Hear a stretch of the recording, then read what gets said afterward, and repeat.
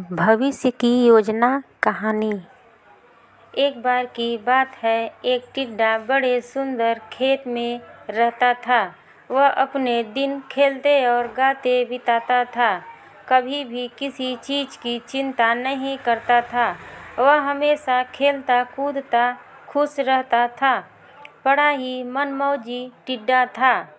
एक दिन जब टिड्डा गाता और नाचता इधर से उधर घूम रहा था, उसने एक चींटी को एक गेहूं का दाना लेकर जाते देखा। टिड्डे ने मुस्कुराते हुए बोला, अच्छे से भरपेट खाना खाओ मेरी दोस्त। यह क्या? थोड़ी देर बाद फिर से चींटी दौड़ी भागी गेहूं का दाना लेकर जा रही थी। चींटी को व्यस्त और जल्दीबाजी में गेहूं का दाना ले जाते देखकर टिड्डे ने पूछा, दोस्त चींटी, तुम इतनी मेहनत क्यों कर रही है? मेरे साथ आ जाओ, खेलते हैं। तब चींटी ने जवाब दिया, मैं सर्दियों के लिए भोजन इकट्ठा कर रही हूँ। मैं जानती हूँ कि मुझे अभी कड़ी मेहनत करनी पड़ रही है, परंतु सर्दियों में मुझे और मेरे परिवार को खाने के लिए भटकना नहीं पड़ेगा। सर्दियों में खाना ढूंढना बहुत मुश्किल है। तुम भी ऐसा ही करने की सोचो। इस टिड्डे का जवाब, भविष्य की योजना। टिड्डा हंसता हुआ बोला, तुम कितना ज़्यादा सोचती हो। मुझे भविष्य के बारे में क्यों चिंता होनी चाहिए। मैं वर्तमान में खुश हूँ और मेरे लिए यही महत्वपूर्ण है। चींटी असहमति जताते हुए सिर हिलाकर बोली, मुझे तुम्हारे भाव समझ में आते हैं, लेकिन भविष्य के बारे में सोचना अहम होता है और अपने परिवार की जवाबदेही भी समझनी चाहिए। हम जिस समाज में रहते हैं उसकी भी जवाबदेही लेनी चाहिए। अपने परिवार का भी ध्यान रखना चाहिए और समाज में भी जिनके पास नहीं है उनका भी ध्यान रखना चाहिए। और जो यह नहीं समझते उन्हें कभी ना कभी परेशानी का सामना करना पड़ता है। चींटी की अनसुनी सलाह। टिड्डे ने चींटी की सलाह को अनसुना कर दिया। उसने अपना हर दिन गाते खेलते बिताता रहा।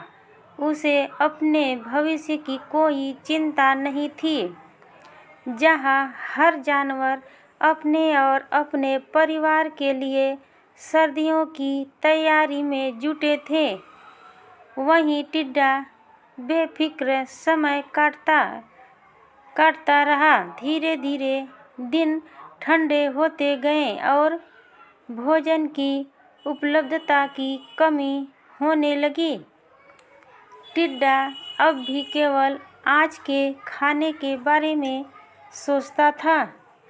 जैसे ही आज के खाने की समस्या समाप्त होती, वैसे ही वह फिर से मनमौजी हो जाता। परंतु जैसे ही सर्दियों का प्रकोप बढ़ा, टिड्डे को भूख और चिंता सताने लगी। उसने चींटी के वचनों को याद करते हुए महसूस किया कि वह चींटी की सलाह का पालन करता तो आज उसे भूखा नहीं रहना पड़ता। उसे भविष्य की हर परिस्थिति के लिए तैयार रहना चाहिए था, लेकिन बहुत देर हो चुकी थी। टिड्डे के पास खाने का कुछ भी नहीं था और ना ही कोई जगह जहाँ जाकर वह भोजन पा सकता था। वह दुखी और अकेला महसूस करता था। भूख से बिलबिलाता टिड्डा। एक दिन टिड्डा चींटी के घर के पास से गुजर रहा था तो उसने देखा कि चींटी के मोहल्ले में बच्चे खेल रहे हैं। बूढ़ी चींटियाँ धूप सेक रही हैं। तभी उसने देखा कि उसकी दोस्त चींटी अपने घर में भोजन कर रही है। चींटी के पास भोजन की पूरी आपूर्ति थी और वो ठंडे मौसम के लिए तैयार थी।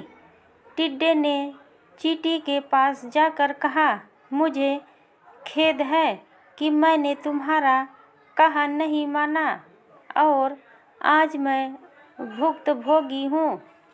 यदि मैं तुम्हारी सलाह मान लेता तो आज खाने के लिए यहाँ वहाँ नहीं भटकता। मुझे माफ़ कर दो। क्या तुम मेरी मदद करोगी? क्या तुम मुझे भी खाना दोगी? टिड्डे की बात सुनकर चींटी को उस पर दया आ गई। चींटी ने जवाब दिया, मैं अवश्य तुम्हारी मदद करूँगी, लेकिन तुम्हें अपनी गलतियों से सीखना चाहिए। हमेशा भविष्य के बारे में सोचो और मुश्किल समय के लिए तैयार रहो। मेहनत करना और जिम्मेदारी संभालना बहुत महत्वपूर्ण है। टिड्डे ने सहमति जताते हुए अपना सिर हिलाकर कहा कि मैंने अपनी सीख ले ली है और भविष्य के जिम्मेदारी में बनाने का वादा करता हूँ। फिर चींटी ने उसे खाना दिया।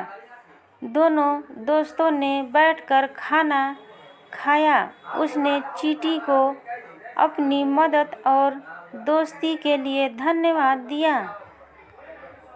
उस दिन से टिड्डा मेहनत करने लगा और भविष्य के लिए तैयार रहने लगा।